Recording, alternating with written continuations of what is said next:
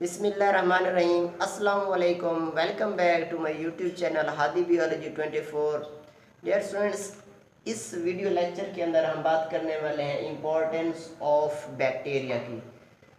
तो बेटा, जब बात करते हैं हम इम्पोर्टेंस ऑफ बैक्टीरिया की, तो यहाँ पर हमें दोनों पॉइंट हमारे जहन में आते हैं कि बैक्टीरिया के बेनिफिट्स भी हैं और उसके साथ साथ ये हार्मफुल भी है। बेटा, कैसे हार्मफुल है? क्योंकि हमें पता है बैक्टीरिया जो है ना पैथोजेंस के तौर पर भी काम करते हैं, हमारे लिए हार्मफुल हैं, जैसे कि स्ट्रेप्टोकोकस न्यूमोनियाई बैक्टीरिया जो हमारे अंदर निमोनिया काज करता है। और इसके बाद अगर हम इसके बेनिफिट्स की बात करें तो बेटा, बेनिफिट्स तो बैक्टीरिया के बहुत ही ज़्यादा है, बहुत ज़्यादा इम्पोर्टेंट है हमारे इन्वायरमेंट के लिए, हमारे लिए, तमाम एनिमल्स के लिए, एनवायरनमेंट के लिए। कैसे वो इम्पोर्टेंट है? बेटा, आपको पता होना चाहिए कि जितनी भी लिविंग बॉडीज़ हैं, आया कि मैं बोल रहा हूँ मेरी बॉडी हो गई, आप वीडियो देख रहे हैं आप हो गए, इसी तरह ये अगर वाइट बोर्ड है, वाइट बोर्ड अगर कोई चेयर्स हैं तो वो भी किसी न किसी लिविंग बॉडी से ही मिलकर बनी हुई थी। अब ये वाइट बोर्ड था, पहले जो ना वुड का बना हुआ था। वुड क्या था? प्लांट्स से ही हासिल की थी। प्लांट्स क्या था? लिविंग ऑर्गेनिज्म ही था। तो जितने भी लिविंग बॉडीज़ हैं, जितने भी लिविंग ऑर्गेनिजम्स हैं बेटा, उनका जो बॉडी बना होता है वो आपके पास सी सेल फोन का बना हुआ है। सेल फोन बेटा, सी से मुराद सेल फोन, सी से मुराद है आपके पास कार्बन, पी से फास्फोरस, एच से हाइड्रोजन, ओ से ऑक्सीजन, एन से नाइट्रोजन, एस से सल्फर। तो बेटा ये सेल फोन, ये आपके पास जो बायो एलिमेंट्स जिनको हम बोलते हैं, ये हर एक लिविंग ऑर्गेनिजम्स के अंदर मौजूद हैं। तो इन लिविंग ऑर्गेनिजम्स के अंदर ये जो बायो एलिमेंट्स हैं, इन बायो एलिमेंट्स को रिसाइकल करने के लिए, रिसाइकलिंग के लिए जो बैक्टीरिया बहुत ज़्यादा इम्पोर्टेंट किरदार अदा करते हैं। कैसे कि बायो जियो केमिकल साइकिल से। बेटा यहाँ पर देखें, बायो का मतलब होता है लिविंग ऑर्गेनिज्म और जियो का मतलब होता है अर्थ, यानी आपके पास ज़मीन। जो अर्थ और उसके बाद लिविंग ऑर्गेनिजम्स के दरमियान जो न्यूट्रिएंट्स का, जो एलिमेंट्स का एक चक्कर होता है, एक साइकिल होता है, जिनको हम बायोजियोकेमिकल साइकिल कहते हैं। जिस तरह से आपके पास बेटा नाइट्रोजन साइकिल है, कोई गैस उसकी जो ना अगर वो डेथ हो जाती है तो वो आप उसको बाहर फेंक देते हैं, किसी भी जानदार को, और कुछ दिन के बाद वो जो ना डिकम्पोज हो जाता है। तो क्या होता है, क्यों वो डिकम्पोज होता है बेटा? असल वजह यह है कि उनकी बॉडी के अंदर क्या होता है, नाइट्रोजन होता है, कार्बन होता है, हर एलिमेंट है, बायो एलिमेंट है। तो उनकी फिर रिसाइकलिंग करने के लिए बैक्टीरिया आते हैं, डिकम्पोजिशन करते हैं उस नाइट्रोजन को बेटा जो है ना एनवायरनमेंट के अंदर दोबारा रिसाइकल करने में अहम किरदार अदा करते हैं। रिसाइकलर इन नेचर, इस वजह से पहला इसका जो मेन पॉइंट है कि रिसाइकलर इन नेचर, के नेचर के अंदर ये रिसाइकलिंग के तौर पर काम करते हैं। बेटा कैसे कि नाइट्रीफाइंग बैक्टीरिया है आपके पास बेटा। तो ये नाइट्रीफाइंग बैक्टीरिया ऐसे बैक्टीरिया है बेटा आपके पास NaN, नान, इसको आप नान से याद कर सकते हैं, नाम तो नहीं कह सकते, लेकिन एन से मुराद है नाइट्रोबैक्टर, एक बैक्टीरिया का नाम है। ए से मुराद है आपके पास एजोटोबैक्टर और एन से मुराद है नाइट्रोसोमोनास। तो बेटा ये तीन बैक्टीरिया है जो कि नाइट्रीफाइंग बैक्टीरिया। नाइट्रीफाइंग बेटा कौन से बैक्टीरिया होते हैं? जो कि एटमॉस्फेरिक नाइट्रोजन को NO3 प्लस NO2 के अंदर जो ना कन्वर्ट करते हैं।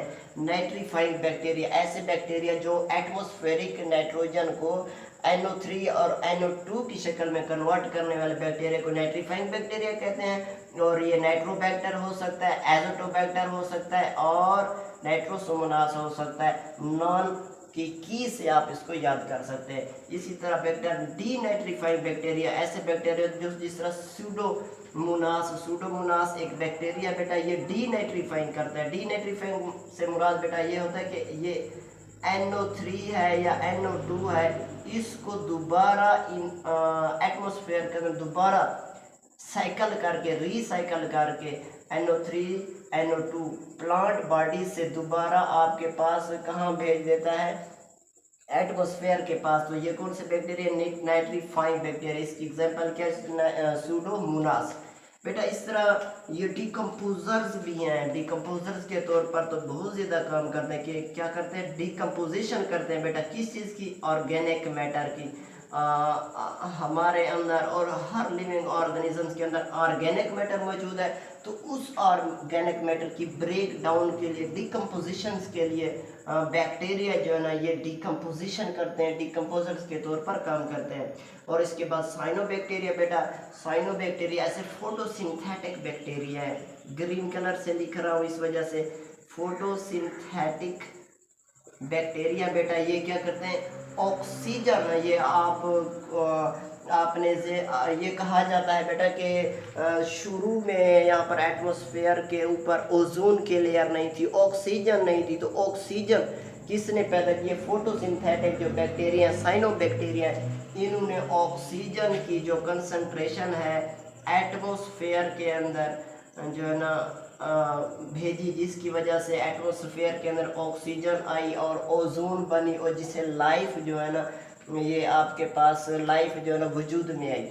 उसके बाद आप आगे नेक्स्ट है यूजफुल प्रोडक्ट्स। हाँ जी बेटा, बैक्टीरिया से हम यूजफुल प्रोडक्ट्स भी हासिल करते हैं। कैसे कि आपके पास एक लैक्टोबैसिलस एक बैक्टीरिया है, जिससे आप बेटा जिसको आप डेयरी इंडस्ट्री में इस्तेमाल करते हैं। डेयरी इंडस्ट्री के अंदर, डेयरी फैक्ट्री के अंदर बेटा वहाँ पर आपको इस लैक्टोबैसिलस की जो ना यीस्ट के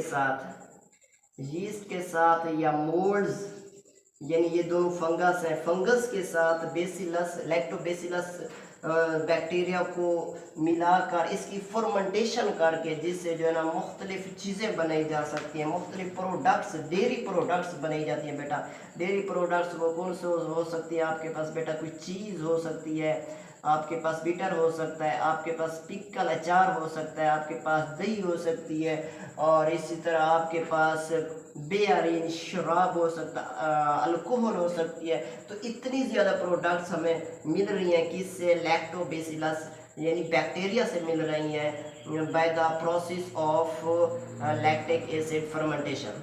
पास जो बैक्टीरिया मेडिसिन के तौर पर भी काम करते हैं। कैसे कि आप एंटीबायोटिक्स हम इस्तेमाल कर रहे हैं, जो अद्वियात हैं एंटीबायोटिक्स भी हम ले रहे हैं, किससे, बैक्टीरिया से। एंटीबायोटिक्स जो ना इस्तेमाल हो रही हैं, जितनी भी आजकल इस्तेमाल वो हम बैक्टीरिया से हासिल कर रहे हैं बेटा। इसके बाद लेदर इंडस्ट्री के अंदर लेदर को बनाने के लिए, लेदर फॉर्मेशन, लेदर को बनाने के लिए अच्छे तरीके से उसकी क्वालिटी अच्छी करने के लिए लेदर इंडस्ट्री के अंदर बैक्टीरिया को यूज़ किया जा रहा है। उसके बाद बेटा इन्वायरमेंट क्लीनिंग, जी बिल्कुल बहुत ज़्यादा इम्पोर्टेंट कि बहुत ज़्यादा अहम है बैक्टीरिया इन्वायरमेंट को क्लीन करने के लिए, साफ करने के लिए, कि ये बायो रेमिडिएशन करते हैं बेटा। बायो रेमिडिएशन का मतलब होता है removal of waste by using micro organism.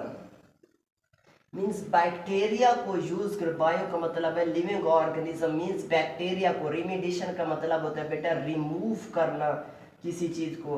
तो वेस्ट मटेरियल को रिमूव करने के लिए बैक्टीरिया को यूज़ करना, लिविंग ऑर्गेनिजम्स को यूज़ करना बायो रेमिडिएशन कहलाता है, जिसकी वजह से हमारा इन्वायरमेंट क्या हो सकता है, आपके पास जो है ना क्लीन हो जाता है। ऑयल स्पिल्स बेटा, यहाँ पर बेरी जहाज होते हैं, जिस तरह बेरी जहाज वो टैंकर होते हैं ऑयल के, या फिर बेरी जहाज के ऊपर अगर तेल है, तेल बरदार जहाज है, वो जा रहा है समंदर के अंदर, तो उस लीकेज हो सकती है, उस जहाज की लीकेज की वजह से वो डीजल जो है, जो आपका पेट्रोलियम है, जो ऑयल है, वो इस पानी के ऊपर आ जाती है, जिससे एक तह बन जाती है, जिससे जो नीचे वाली लिविंग ऑर्गेनिजम्स है वहाँ तक ऑक्सीजन नहीं पहुँच पाती, ना ही बाहर जा सकती है, जिसकी वजह से नीचे जो लिविंग ऑर्गेनिज्म वो उनकी डेथ हो सकती है। इस वजह से वहाँ पर फिर बैक्टीरिया यूटिलाइज कर दिए जाते हैं, वहाँ पर ऑयल स्पिल्स, जहाँ पर ऑयल लीक होता है तो वहाँ पर उस जो उसकी ऑयल की एक फिल्म बन जाती है, जो तह बन जाती है, उसको ख़त्म करने के लिए भी बैक्टीरिया यूटिलाइज किए जाते हैं बेटा।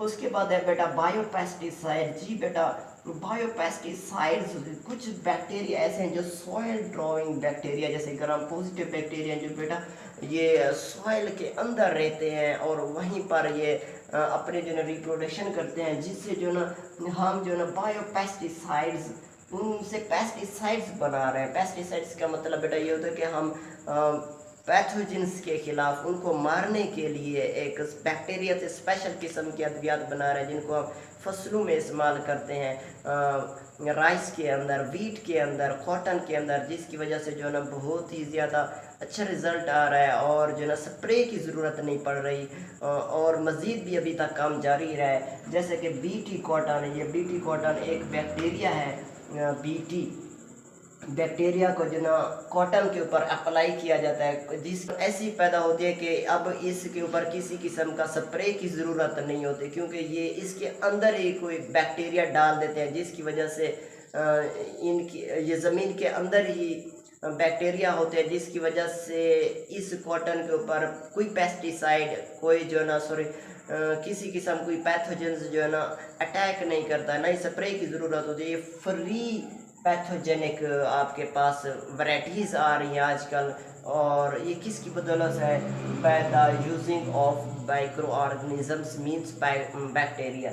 अब आगे है रिसर्च एंड टेक्नोलॉजी के अंदर बेटा बैक्टीरिया को इसके अंदर फील्ड के अंदर टेक्नोलॉजी के अंदर बायोटेक्नोलॉजी के अंदर बहुत ही ज़्यादा यूटिलाइज किया जा रहा है, रिसर्च के अंदर यूटिलाइज किया जा रहा है। जैसे कि आप जो ना DNA के जो ना जैसे कि आपके पास बैक्टीरिया होता है, बैक्टीरिया के पास प्लाज्मिड है जो कि जिसको हम क्या कहते हैं, एक्स्ट्रा क्रोमोसोमल DNA कहते हैं। तो इस प्लाज्मिड के अंदर हम जीन की एंट्री करते हैं, हत्ता कि इंसानी इंसुलिन पैदा करने वाला जीन भी अगर हमने दाखिल किया है तो उसने हमें जो है ना क्या बना दी, इंसुलिन आर्टिफिशियली बना दी। पहले हम जो ना शीप्स से क्या बनाते थे, इंसुलिन बनाते थे, बहुत मुश्किल था। तो अब जो ना माइक्रो ऑर्गेनिज्म ई कोली बैक्टीरिया से, शर्शिया कोली बैक्टीरिया से हमने उसके प्लाज्मिड को यूटिलाइज करके जो है ना इंसानी इंसुलिन पैदा करने वाला जीन भी उसके अंदर इस्तेमाल करके बायोटेक्नोलॉजी की मदद से, माइक्रो ऑर्गेनिज्म इशर्शिया कोली की मदद से हमने जो ना इंसुलिन बना ली, जो कि मार्केट के अंदर हर एक फार्मेसी की आपके पास सेंटर, हर एक फार्मेसी सेंटर पर मौजूद है।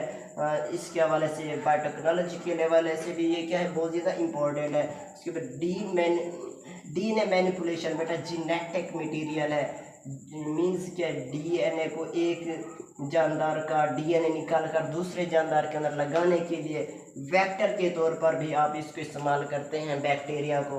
उसके बाद काइमेरिक DNA बेटा एक ऐसा DNA होता है और इसके साथ कोई ह्यूमन्स का जीन अटैच कर दिया जाए, जिसको आप रिकम्बिनेंट DNA कहते हैं, इसको क्राइमेरिक DNA कहते हैं। तो इस तरह के DNA को बनाने के लिए भी आपके पास बैक्टीरिया यूटिलाइज किया जाता है। और प्रोडक्शन ऑफ हार्मोन्स, ये आप पढ़ चुके हैं, बताया है आपको कि एंजाइम्स बनाने के लिए, हार्मोन्स बनाने के लिए बीटा, जिस तरह से एक हार्मोन ग्रोथ हार्मोन है बेटा, ग्रोथ हार्मोन क्या करता है, आपसे जो है बढ़ोतरी के लिए इस्तेमाल करते हैं उसको। तो ग्रोथ हार्मोन भी किसके लिए इस्तेमाल, कहाँ से इस्तेमाल और कहाँ से हमें हासिल हुआ है? By the means of biotechnology, by using bacteria.